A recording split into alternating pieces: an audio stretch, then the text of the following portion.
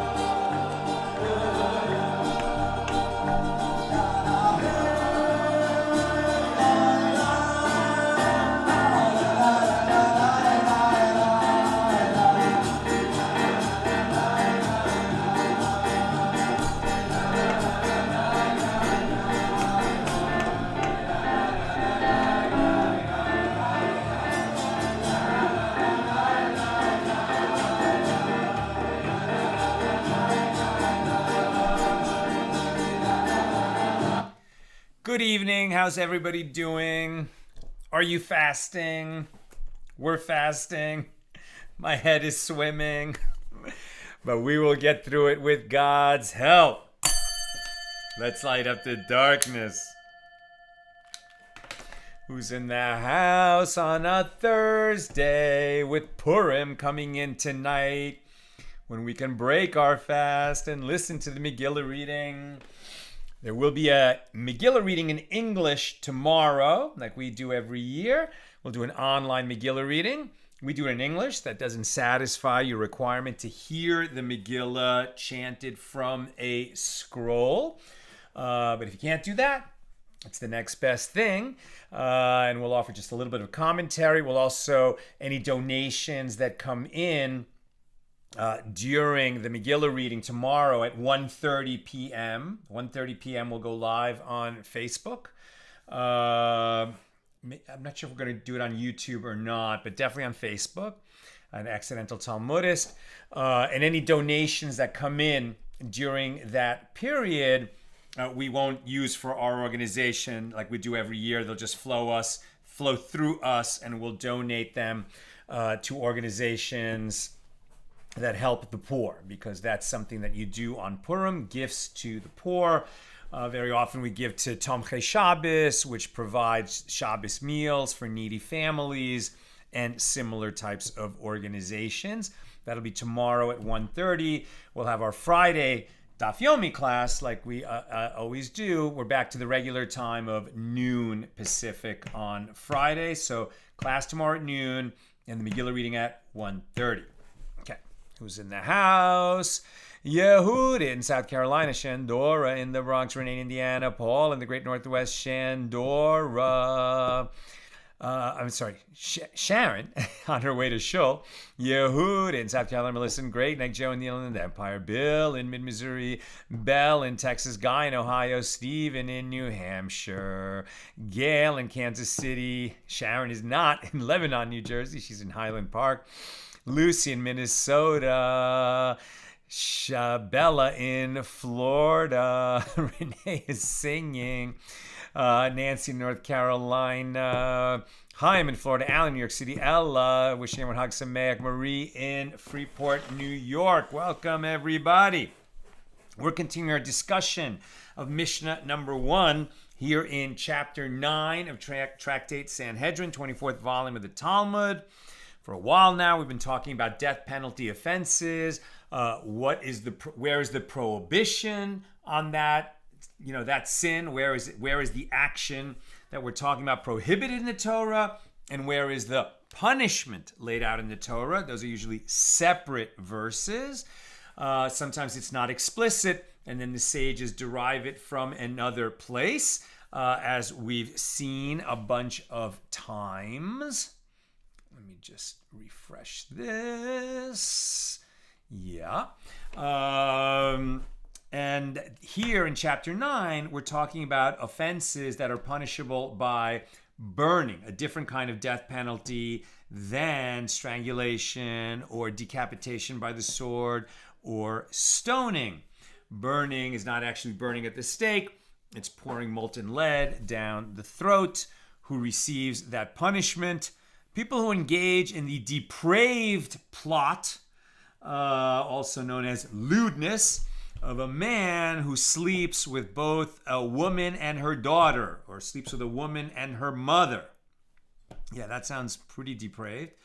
Also, the daughter of a priest who engages in idolatry is subject to this punishment, but we're right now focusing on this guy who sleeps with a woman and her daughter, or a woman and her mother. And so all of these people, this is a consensual thing, and they all would be subject to this penalty. Of course, if they were warned and there were witnesses who saw them do it after the warning and testified about it, etc. I don't know if this has ever been an actual death penalty case brought, but what the sages have been doing yesterday and continuing today is showing that this is not only this guy who sleeps with a woman and her daughter or a woman and her mother, but also his mother-in-law and her mother, or his wife and her mother, and her, and it's crazy, like his wife and I guess his mother-in-law. Well, that would be a woman and her mother. But even, a mother-in-law from a different marriage. Like, it's not just a woman and her mother. There's going to be other kinds of relationships, like his mother-in-law and her mother, etc. It gets a little bit into the weeds on this stuff. And it's really more, about the logic that the sages need to show that we can extend, this depraved plot to include other relatives, this bizarre and immoral threesome, to include other relatives that shouldn't have been there in the first place. And how do we know that, since the Torah only says, a woman and her daughter? So we pick this up on page 75b, right near the top.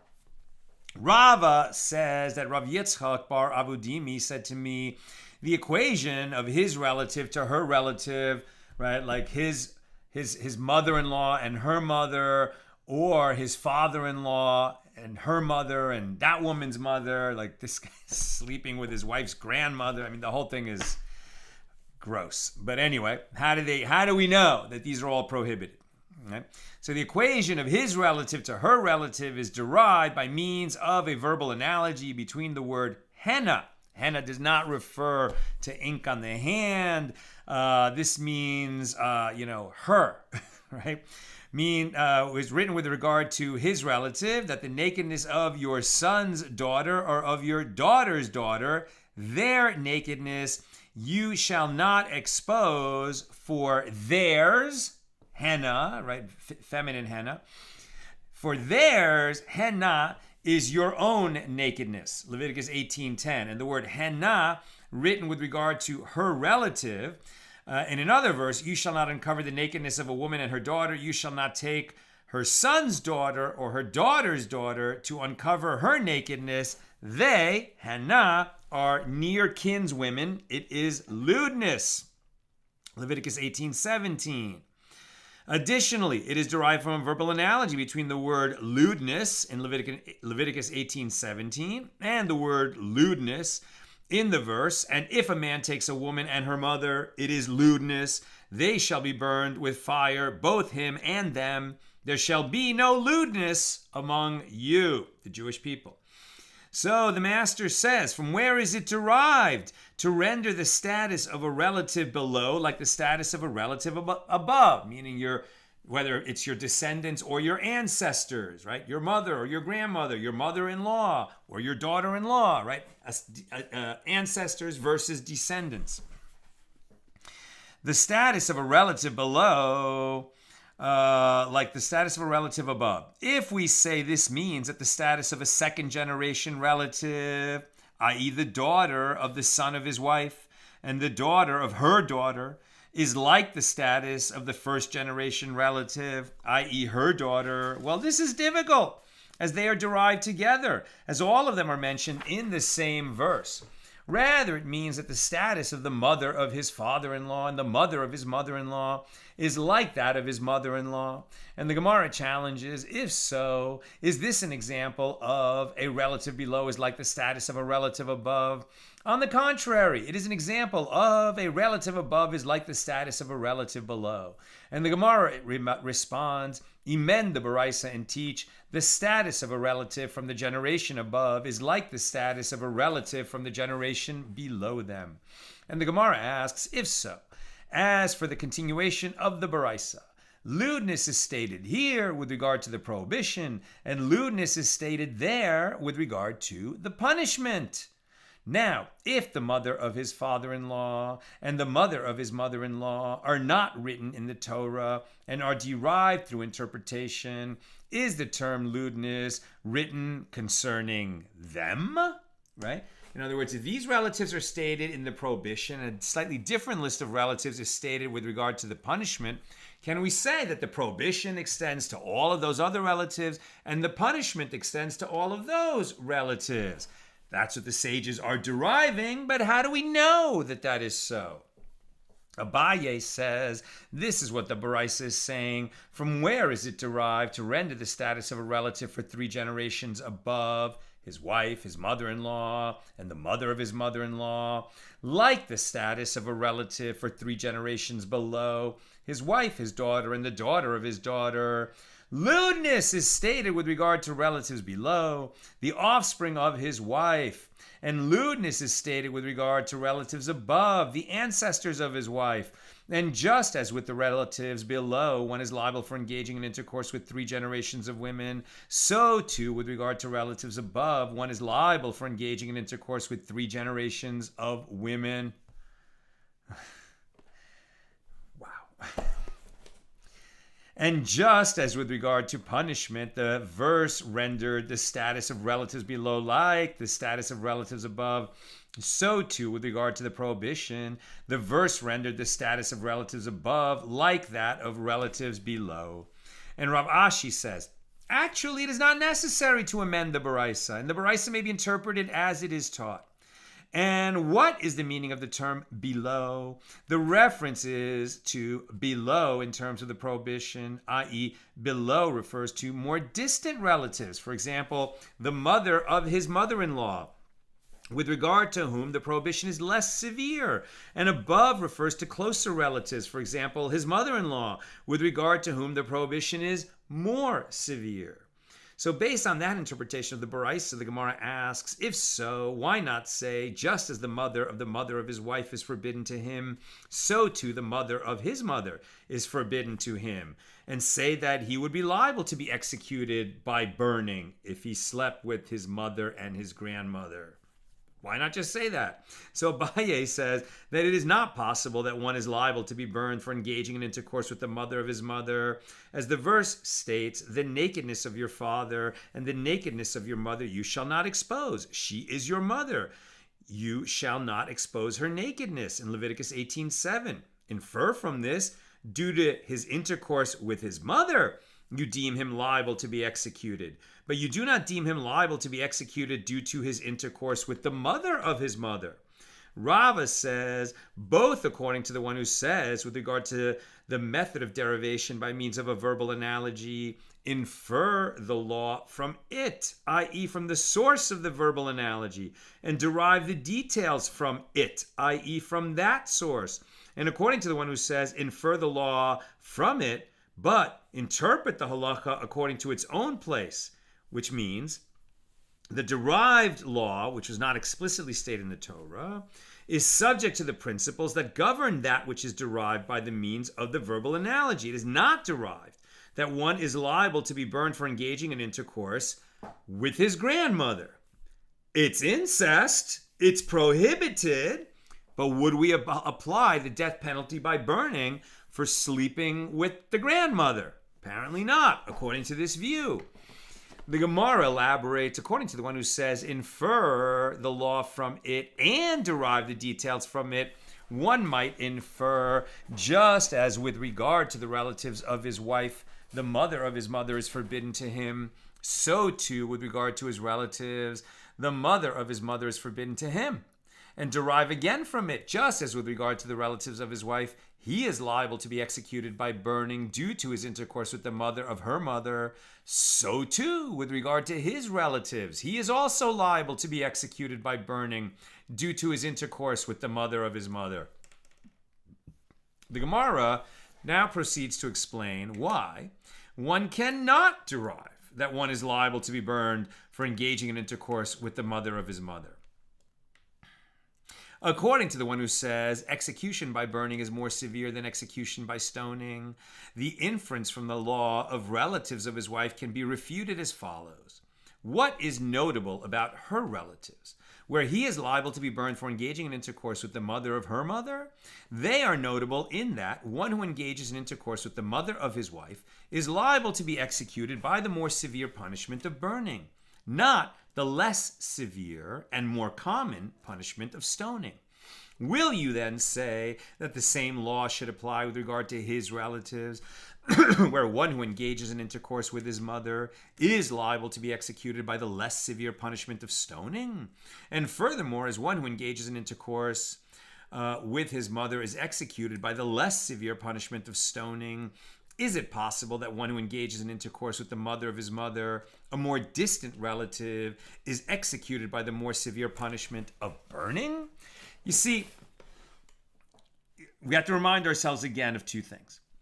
Number one, this is not an emotional diatribe against the horrors of incest. That's a given. Right?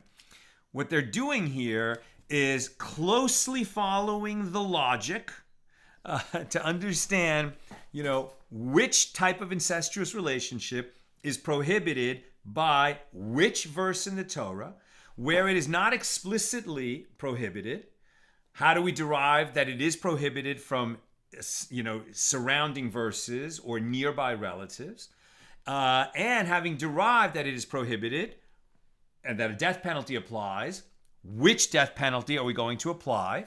Deriving that, right, from nearby verses and or nearby relatives, so to speak. And it's really a big logic puzzle, right? It's a big logic puzzle. And the sages are being very careful not to make assumptions just because it sounds similar. The mother of his mother, which means on the husband's side of the family, or the mother of his wife and her mother, his mother-in-law and her mother, etc. Like, it all sounds very similar, and it would just be very kind of easy to say, yeah, well, these relatives are all pretty close, and therefore the penalty is the same, and the prohibitions are the same, etc. And the sages won't do that. It's Torah, so they're going to be very careful about examining the relationships correctly. So that's, the fact that they're being very careful to apply the law correctly.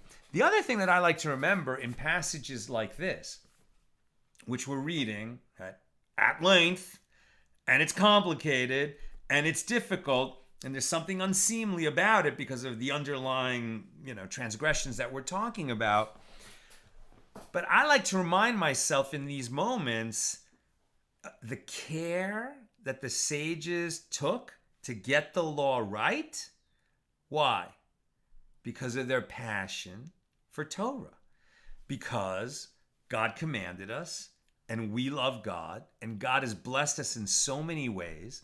And figuring out what God's will is in every element of our lives is in itself a holy endeavor, right? So taking this seriously like our sages did is in itself a holy endeavor. I like to remind myself of that when I get into difficult passages like this. Okay.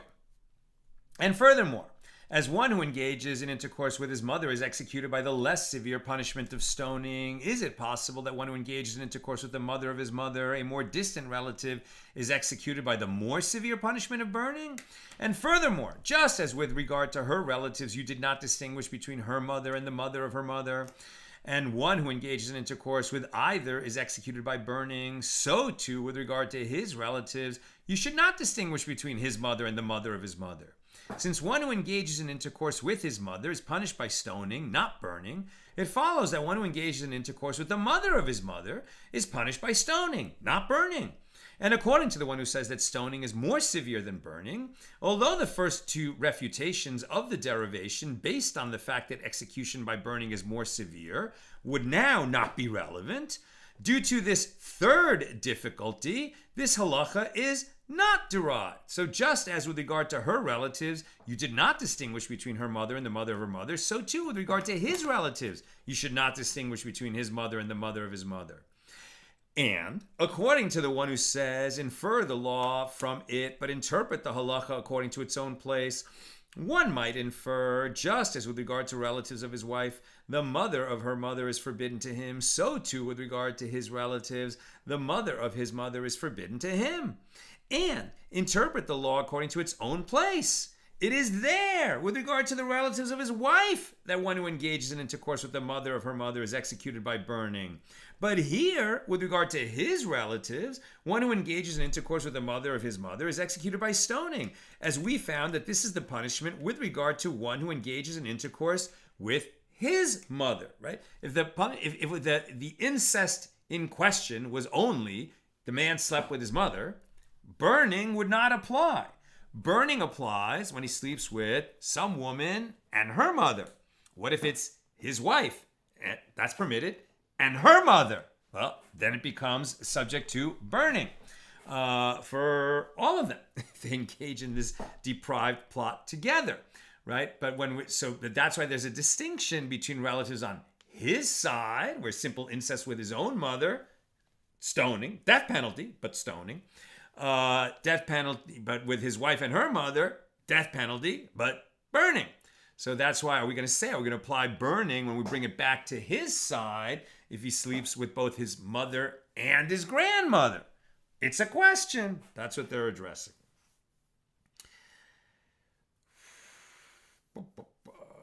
And according to the one who says, infer the halacha from it, but interpret the halacha according to its own place, one might infer, just as with regard to relatives of his wife, the mother of his mother is forbidden to him, so too with regard to his relatives, the mother of his mother is forbidden to him, and interpret the law according to its own place. It is there with regard to the relatives of his wife that one who engages in intercourse with the mother of her mother is executed by burning. But here, with regard to his relatives, one who engages in intercourse with the mother of his mother is executed by stoning.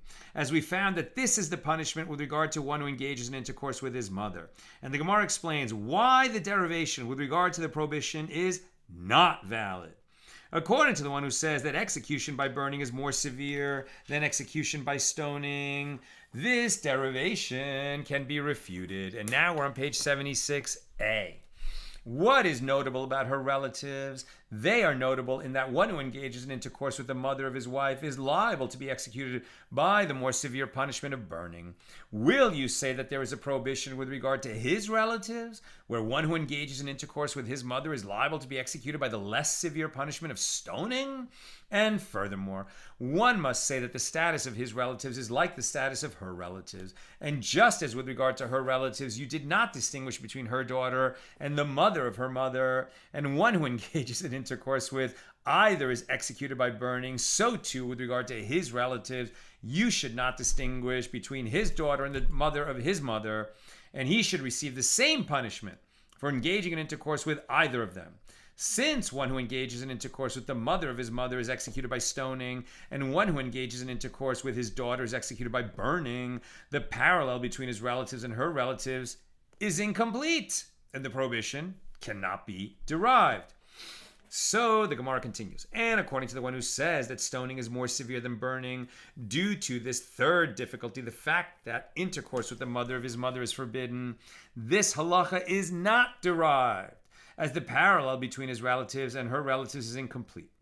The Gemara asks, if a parallel is drawn between his relatives and the relatives of his wife with regard to the prohibition as opposed to the punishment, just as with regard to his relatives, his daughter-in-law is forbidden to him, so too with regard to her relatives, her daughter-in-law is prohibited to him. Abaye says, that is not so. The verse states, you shall not expose the nakedness of your daughter-in-law. She is your son's wife. You shall not expose her nakedness.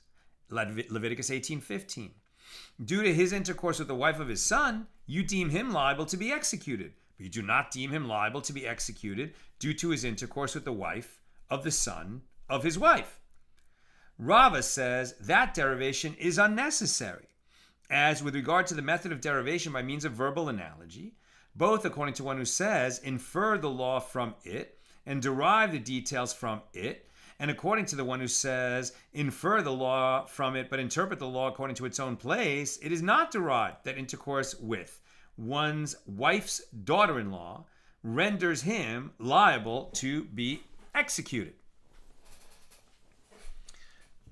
It's getting pretty attenuated, right? So if a man marries a woman who, had a daughter from a previous marriage, and that daughter, had a son who married someone and then divorced, okay? So that woman down at the end of the chain, she's presumably a lot younger than our man, but if he sleeps with her, that is not a blood relative, right, in any way. But right, it's a descendant by marriage of his wife. So are we going to say first that this is prohibited? If it is prohibited, is it a death penalty offense? And if it's a death penalty offense, is it burning or stoning? This is the kind of question we're examining. The Gemara elaborates. According to one who says, infer the law from it and derive the details from it, one might infer, just as with regard to his relatives, his daughter-in-law is forbidden to him, so too with regard to her relatives, his wife's relatives. Her daughter-in-law is forbidden to him, and derive again from it, just as with regard to his relatives, he is liable to be executed by stoning due to his intercourse with his daughter-in-law, so too with regard to his wife's relatives. He is also liable to be executed by stoning due to his intercourse with his wife's daughter-in-law. Now the Gemara proceeds to explain why this is not a valid derivation.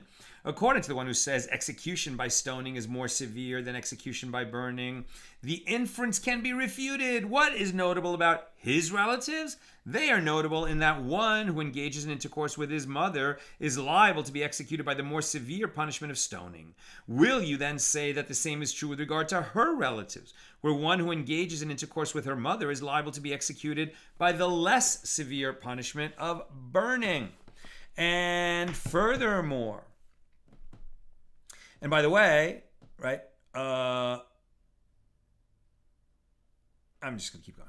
And furthermore, as one who engages in intercourse with the daughter of his wife is executed by the less severe punishment of burning, is it possible that one who engages in intercourse with the daughter-in-law of his wife, a more distant relative, is executed by the more severe punishment of stoning? The Gemara rejects that refutation. He himself, with regard to his own relatives, will prove that it is in fact possible, as one who engages in intercourse with his daughter is executed by burning, and one who engages in intercourse with his daughter-in-law is executed by stoning. So rather, just as with regard to his relatives, you did not distinguish between his mother and his daughter-in-law, and one who engages in intercourse with either of them is executed by stoning, so too with regard to her relatives. You should not distinguish between her mother and her daughter-in-law. Since one who engages in intercourse with the mother of his wife is executed by stoning, apparently one who engages in intercourse with her daughter-in-law is punished by burning, not stoning. Therefore, the parallel between his relatives and her relatives is incomplete, and the prohibition cannot be derived. And according to the one who says that burning is more severe than stoning, although the refutations based on the fact that execution by stoning is more severe are not relevant, due to this difficulty, the halacha is not derived. You can't make that chain of, derivation based on a verse for a reason of analogy or common language because the chain is broken. And according to the one who says, infer the law from it, but interpret the law according to its own place, one might infer, just as with regard to his relatives, his daughter-in-law is forbidden to him, so too with regard to her relatives, her daughter-in-law is forbidden to him. And interpret the law according to its own place. It is here with regard to his relatives that one who engages in intercourse with his daughter-in-law is executed by stoning. But here, with regard to her relatives, one who engages in intercourse with her daughter-in-law is executed by burning, as we found that this is the punishment with regard to one who engages in intercourse with the mother of his wife. The Gemara proceeds to explain why this is not a valid derivation. According to the one who says execution by stoning is more severe than execution by burning, the inference can be refuted. What is notable about his relatives? They are notable in that one who engages in intercourse with his mother is liable to be executed by the more severe punishment of stoning. Will you then say that it is the same with regard to her relatives, where one who engages in intercourse with her mother is liable to be executed by the less severe punishment of burning? And furthermore, just as with regard to his relatives, you distinguish between his daughter and his daughter-in-law, and one who engages in intercourse with his daughter is executed by burning, while one who engages in intercourse with his daughter-in-law is executed by stoning. So too, with regard to her relatives, distinguish between her daughter and her daughter-in-law. This is contrary to the parallel drawn between his relatives and her relatives, and the law cannot be derived. And according to the one who says that burning is more severe than stoning, although the refutations based on the fact that execution by stoning is more severe are not relevant, due to this latter difficulty, still the halacha cannot be derived. Throughout, it is clear from the Gemara that one who engages in intercourse with his daughter is executed by burning. The Gemara asks, and why is that? Because he already slept with his wife. We know he slept with his wife. That's how he has a daughter. So then he would have slept with a mother and her daughter. Burning. So the Gemara asks, with regard to one's daughter, born from a woman whom he raped, not his wife, from where is it derived that she is forbidden to him? After all, her mother is not his wife. How do we know it's forbidden? We know it's forbidden. How do we know it's forbidden? The Gemara answers, doesn't Abaye say that this is inferred?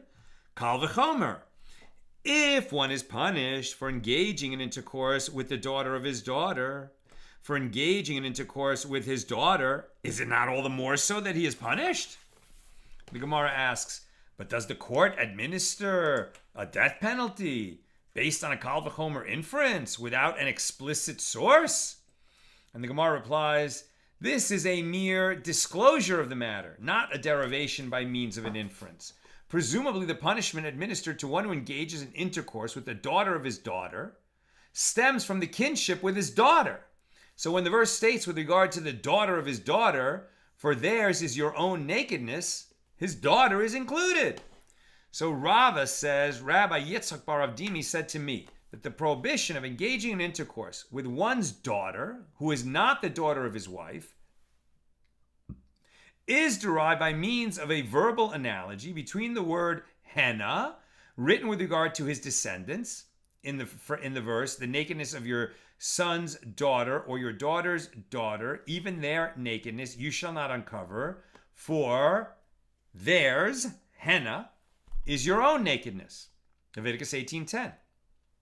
And the same word henna is written with regard to the descendants of his wife. You shall not uncover the nakedness of a woman and her daughter. You shall not take her son's daughter or her daughter's daughter to uncover her nakedness. They, henna, are near kinswomen, and this is lewdness.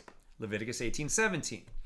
So then it is derived from a verbal analogy between the word lewdness in 18:17 and lewdness in Leviticus 20 verse 14, where it says, and if a man takes a woman and her mother, it is lewdness.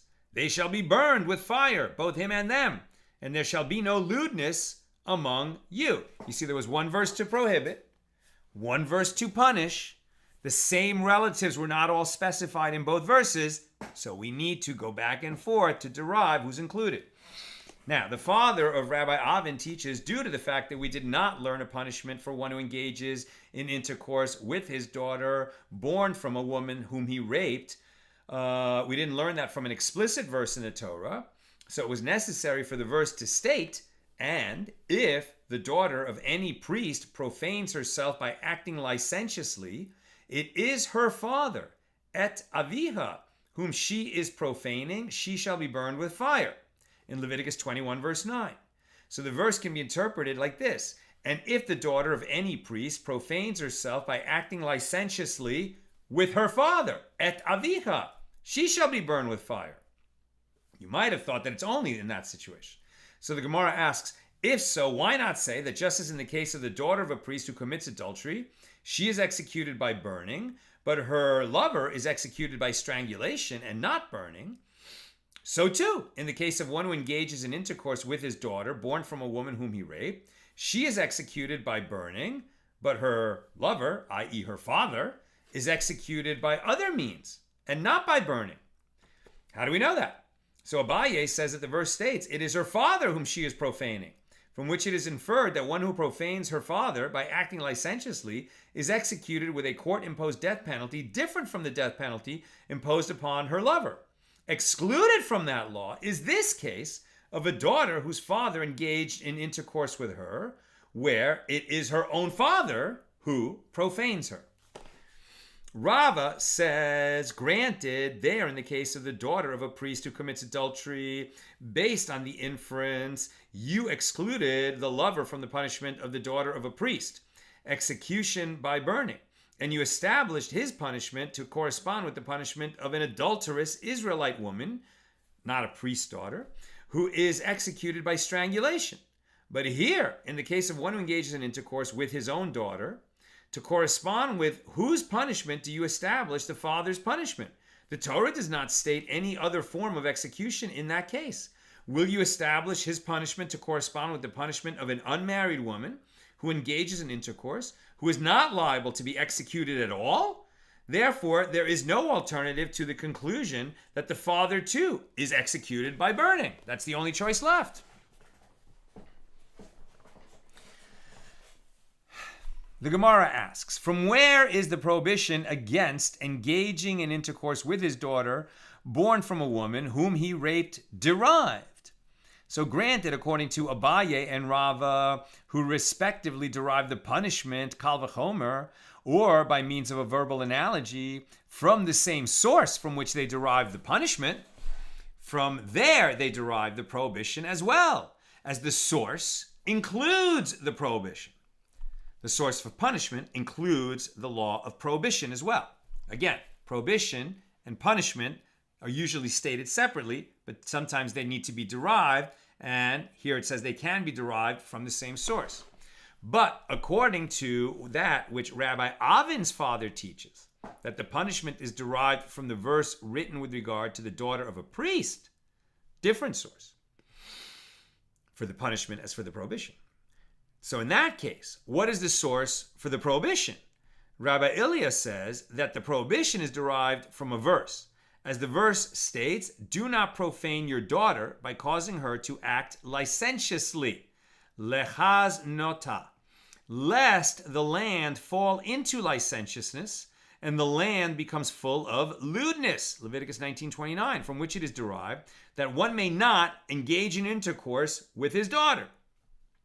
Rabbi Yaakov, the brother of Rav Acha bar Yaakov, objects to this. Does this verse, do not profane your daughter by causing her to act licentiously, come to teach that law?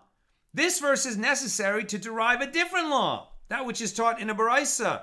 With regard to the verse, do not profane your daughter by causing her to act licentiously, one might have thought that it is with regard to a priest who marries his daughter to a Levite or Israelite that the verse is speaking, since marrying an Israelite disqualifies her from partaking of teruma. You might have thought that, you'd be wrong. To counter this, the verse states, by causing her to act licentiously, indicating that it is with regard to profaning that involves licentiousness that verse is speaking, not to just marrying out of the priesthood. So the reference is to one who gives his daughter to a man for the purpose of intercourse, that is not for the sake of marriage, right? Like a father who pimps out his daughter. Disgusting. Now the Gemara answers, if so, and that is the sole derivation from the verse, let the verse say, do not profane, tachel. What is the reason that the verse uses the more complex form, do not profane, techalel? Conclude two derivations from it. So the Gemara asks, and according to Abaye and Rava, who derived the prohibition against engaging in intercourse with one's daughter from a different source, what do they do with this verse? Do not profane your daughter by causing her to act licentiously. And Rabbi Mani says that this verse is referring to one who marries his daughter to an old man. Since she will not be satisfied with him, it will ultimately lead her to engage in adultery, and her father is responsible for causing that situation. Interesting they're saying that about an old man, because then obviously she will ultimately be dissatisfied with him. But it also sounds like, and remember in the old days, all marriages were arranged, right? That the parents had to take very special care that this marriage should work, right? That the husband and wife should share similar values and, be relatively attractive to each other, right? So that the marriage would work. And, if it wasn't going to work, since they're people with good values, okay, maybe it'll lead to a divorce. But what we don't want it to lead to is adultery.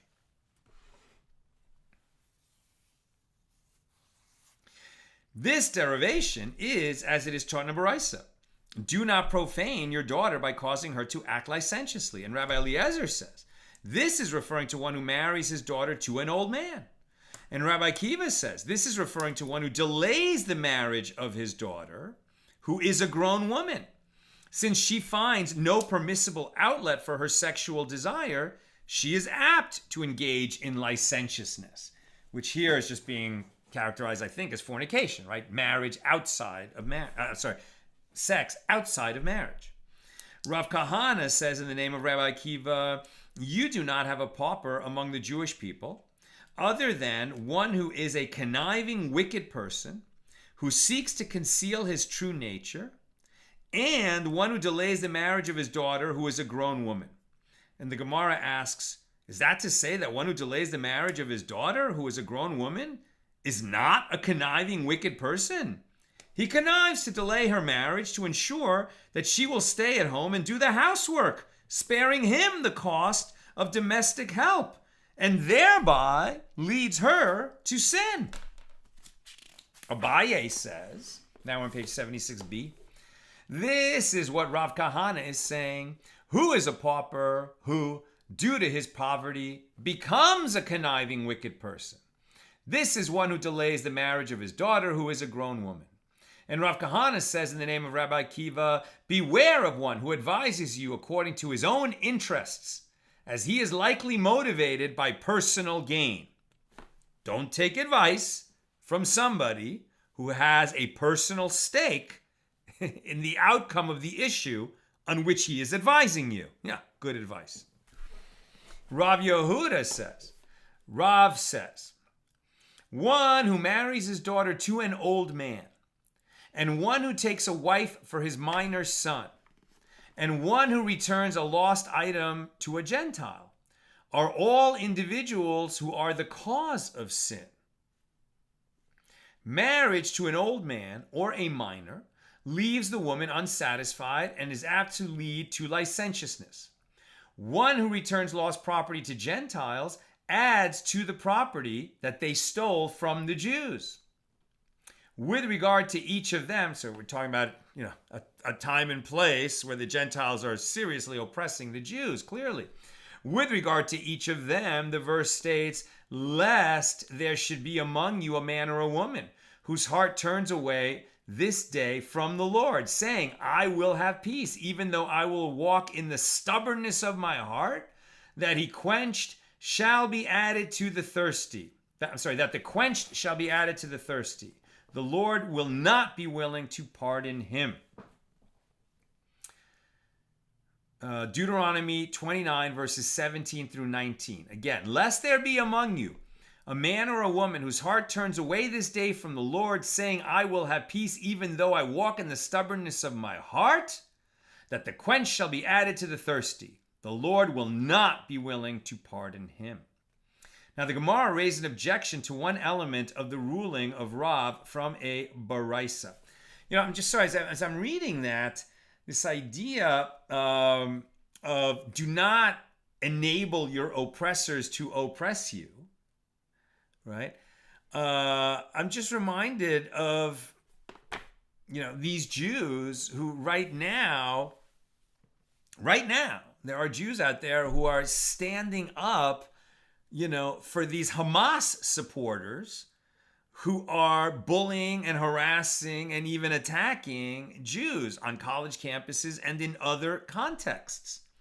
And I'm reminded of kind of famous debates that were held within the ACLU in the 1970s when the American Nazi Party wanted to march in a Jewish neighborhood in Skokie, Illinois. Now, that thing in the 70s, first of all, it was a free speech issue. I mean, the Nazis weren't asking for a permit to hold a pogrom, right? They just wanted to march through a neighborhood. So I agree, that's a free speech issue. So a Jew should not be the lawyer for those Nazis. Let somebody else do that job, right? Don't enable your oppressors to harass and bully you. That's dumb and prohibited. Now, the Gemara raised an objection to one element of the ruling of Rav from a Baraisa. One who loves his wife as he loves himself, and who esteems her by giving her clothing and jewelry more than he esteems himself, and one who instructs his sons and daughters to follow an upright path, and who marries them to appropriate spouses adjacent to their reaching the age of marriage, ensures that his home will be devoid of quarrel and sin. You want to have shalom bayis? Love your wife even more than you love yourself, and marry your children to appropriate partners at a young age. Concerning the one who does this, the verse states from Job 5:24, and you shall know that your tent is in peace, and you shall visit your habitation and shall miss nothing. The Baraisa indicates that it is a mitzvah to marry one's children to appropriate spouses while they are young, contrary to the statement of Rav that one who takes a wife for his minor son causes sin. And so the Gemara replies, adjacent to their reaching marriageable age is different from marrying her to a minor, as there is no concern that his daughter will sin during the brief period until her husband reaches the age where they could go on the chuppah. And the sages taught, one who loves his neighbors, and one who brings his relatives close, and one who marries the daughter of his sister, an example of a woman that he knows and likes before taking her as his wife, and one who lends a seller to a poor man at his time of need, when he has no alternative source of funds. With regard to each of them, the verse states, break your bread for the hungry, and the poor that are cast out bring to your house. When you see the naked, you shall clothe him, and hide not yourself from your own flesh. Then shall you call, and the Lord will answer. You shall cry, and he, the Lord, will say, here I am. Isaiah 58, verses 7 through 9, right? So the Lord will be close to him or her. The Lord will answer the prayers of him or her who does what? Love your neighbors, bring your relatives close, help the daughter of your sister get married, right? In other words, your sister's a widow, and you step in and help her, help your widowed sister marry off her daughter, providing a dowry, etc. This is exactly what my grandmother's brother did for my grandmother. My grandmother lost her husband in the Holocaust, so she was a widow, raising my mom as a single mother. My grandmother did not remarry. She was waiting her whole life, as I've told the story, to be reunited with her soulmate, her beshert, in the next world. So she was a widow. But her brother, my great uncle, took care of her and her daughter, my mom, and made sure in fact, walked my mom down the aisle when she married my dad. So my uncle fulfilled this, and he was blessed in many ways. Right, and also, this also applies to one who lends money to the poor when the poor man is in his time of need, and this person's prayers will be answered. Now, the sages taught with regard to the verse, and if a man takes a woman and her mother, it is lewdness, they shall be burned with fire, both him and them, and there shall be no lewdness among you. So what is the meaning of both him and them? It means him and one of them, as one woman is his wife. He is liable for engaging in intercourse with the other woman. This is the statement of Rabbi Yishmael. Rabbi Akiva says it means him and the two of them. Now, what's going on here? I'm almost done, by the way, so questions or comments, please get them in now. But it seems to me,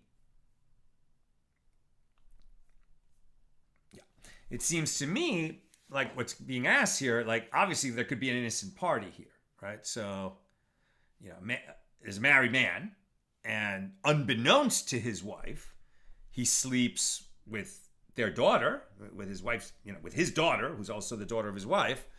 Okay, and this is consensual. It's not rape. The daughter is an adult. The daughter was not raped, right? She did it willingly. Okay, well, then the man and his daughter would be subject to this death penalty. But if the mother wasn't in on it, right, then why should she be punished? On the other hand, if this sick family, man, wife, and daughter, having a threesome all willingly, well, yeah, they should all be subject to this death penalty. So what's going on? The Gemara asks, what is the difference between the views of Rabbi Yishmael and Rabbi Akiva? Clearly, Rabbi Akiva does not hold that his wife is punished when he engages in intercourse with her relative. Abaye says the difference between Rabbi Akiva and Rabbi Yishmael is with regard to the interpretation of the meaning of the verse. Rabbi Yishmael holds that the term both him and them, et hen, means him and one of them, as in the Greek language, a person calls the number one, hena. What does Greek have to do with Hebrew? The prohibition in the verse is with regard to one who engages in intercourse with the mother of his wife, and the prohibition of engaging in intercourse with the mother of his mother-in-law is derived through an interpretation of the verses and is not written explicitly in the Torah. Rabbi Akiva holds that the term both him and them means him and both of them. The prohibition in the verse is with regard to one who engages in intercourse with his mother-in-law, and the prohibition for engaging in intercourse with the mother of his mother-in-law is also written here explicitly. Rava says that Rabbi Yishmael and Rabbi Akiva agree that the prohibition with regard to the mother of his mother-in-law is derived through interpretation, and the difference between them is with regard to one who engages in intercourse with his mother-in-law after the death of his wife. So Rabbi Yishmael holds that one who engages in intercourse with his mother-in-law after the death of his wife is executed by burning. And the verse indicates both him and one of them, meaning that he is liable to be executed by burning even if only one of the pair of his wife and his mother-in-law is alive, i.e., when his wife is deceased and he engages in intercourse with his mother-in-law. And Rabbi Akiva maintains that in that case, one violates a mere prohibition and would not be liable to be executed. Prohibited, but not liable to the death penalty. And that concludes our discussion of Mishnah number 1 here in chapter 9.